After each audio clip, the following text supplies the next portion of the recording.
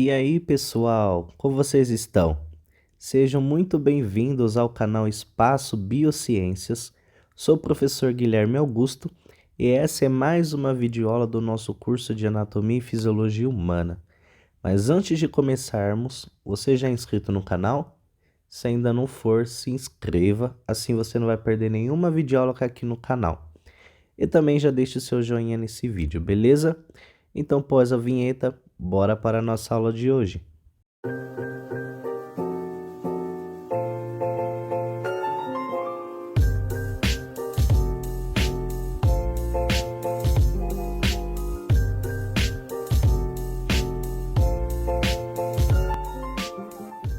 A aula de hoje é sobre o tecido epitelial glandular.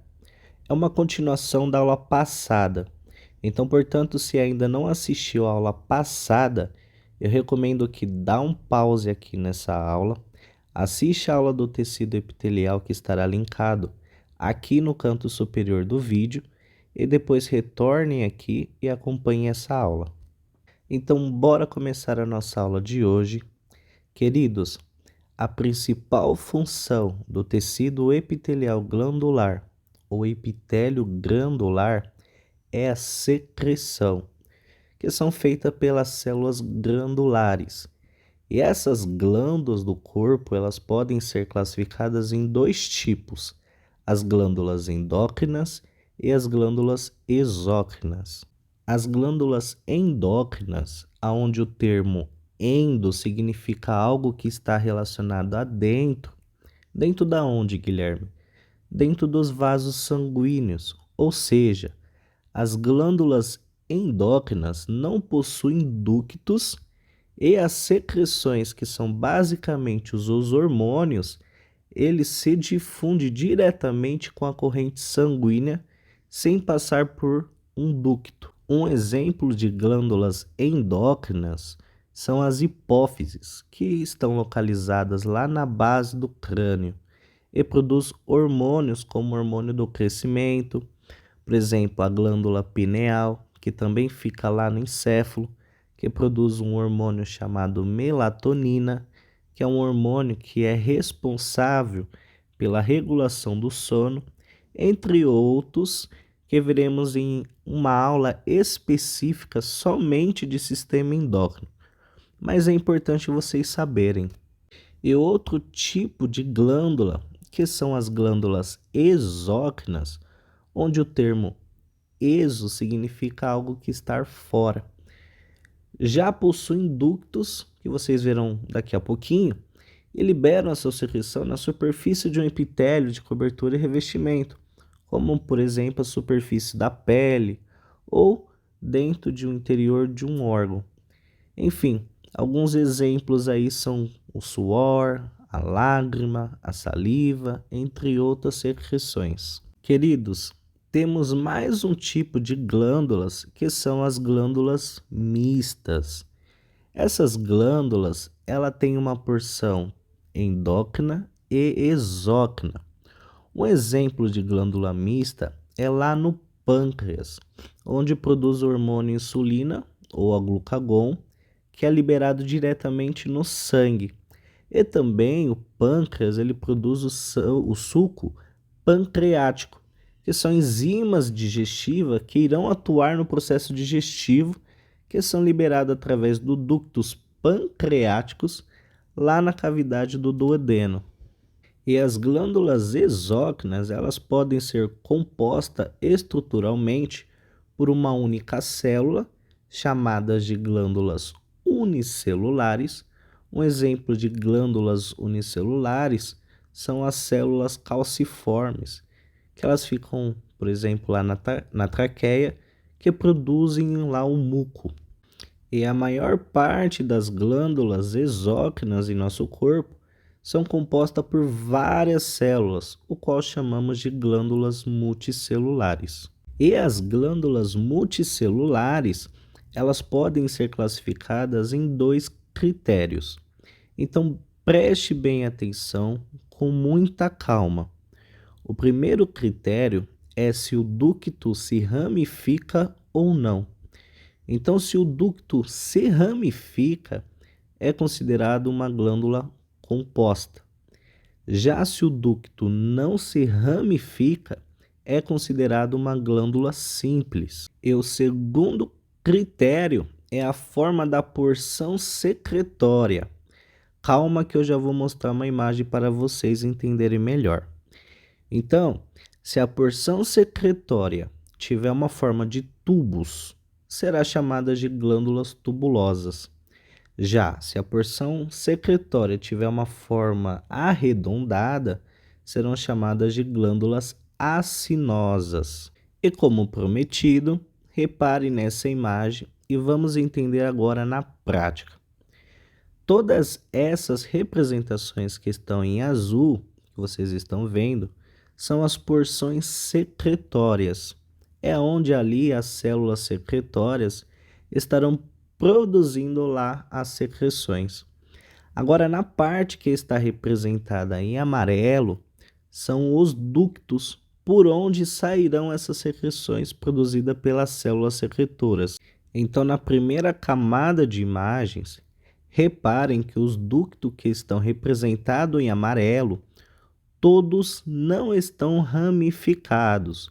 Ou seja, pelo critério que vocês acabaram de aprender, quando o ducto não se ramifica, é uma glândula simples. Então, na primeira imagem da primeira camada, temos uma representação de uma glândula com formato de tubos, ou seja, tubulosa simples.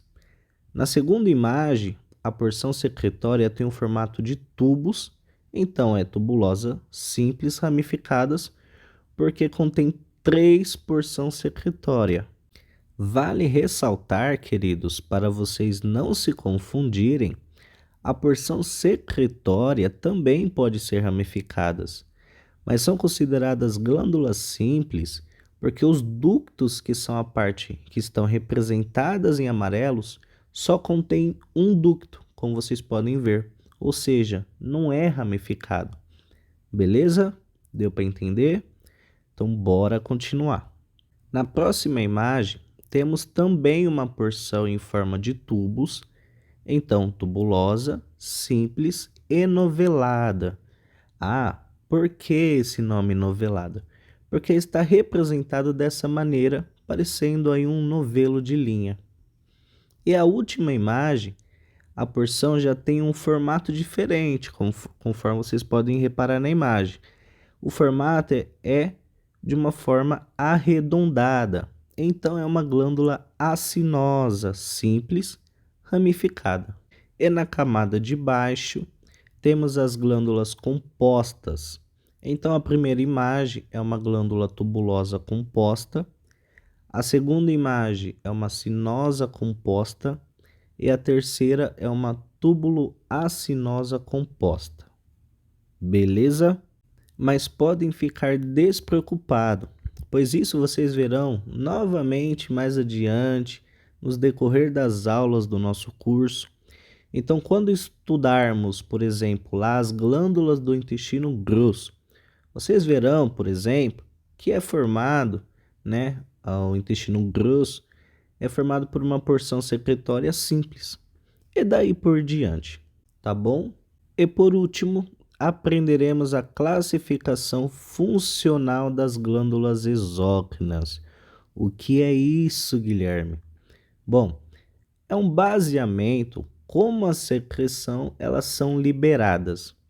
Com muita calma nessa hora, temos 3 tipos: a glândula merócrina, a glândula apócrina e a glândula holócrina. Vamos ver um por um agora para entender. Vem comigo. Então, primeiramente, as glândulas merócrinas são quando a secreção é eliminada sem que haja perda do hialoplasma e da célula secretora, conforme vocês podem ver na representação da ampliação da glândula salivar na imagem. As salivas são produzidas ali no ribossomos do retículo endoplasmático.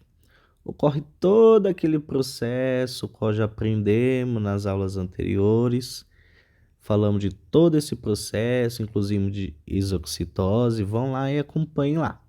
E após todo esse processo, né, de empacotamento, de seleção, enfim, né, as secreções elas saem da célula por meio de exoxitose. Já as glândulas apócrinas são quando as secreções apresentam uma parte do citoplasma das células secretoras, ou seja, é quando a célula ela perde apenas uma parte, né, da célula ali na secreção.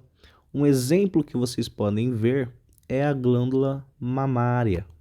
E para fechar com chave de ouro a nossa aula de hoje, ao contrário da glândula apócrina, que perde apenas uma parte do citoplasma, uma parte da célula, as glândulas holócrinas, ela perde a célula toda na secreção.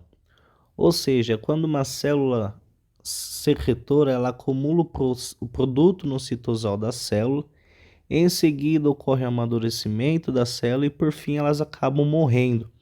E com isso ela se rompe e se torna o produto da secreção.